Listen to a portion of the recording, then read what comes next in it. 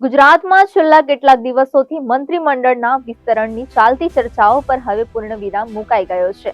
નક્કી થઈ ગયું છે કે શુક્રવારે ગાંધીનગરમાં મહાત્મા મંદિર ખાતે ભૂપેન્દ્ર પટેલના નેતૃત્વ હેઠળની ભાજપ સરકારના મંત્રીમંડળના વિસ્તરણનો કાર્યક્રમ યોજાશે.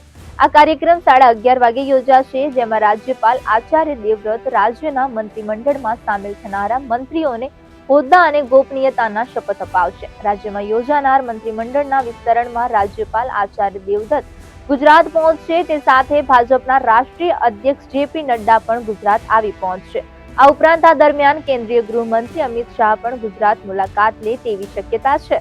હાલ મંત્રીમંડળના વિસ્તરણ અંગે કોને મંત્રી બનાવશે કે કોને નહીં બનાવાય એ અંગે સરકાર દ્વારા સંપૂર્ણ ગોપનીયતા રાખવામાં આવી રહી છે. મંત્રીઓનો શપથ ગ્રહણને લઈને સ્વર્ણિમ સંકુલ 2 ખાતે મંત્રીઓની ઓફિસમાં સાફ સફાઈ કાર્ય શરૂ કરાઈ છે.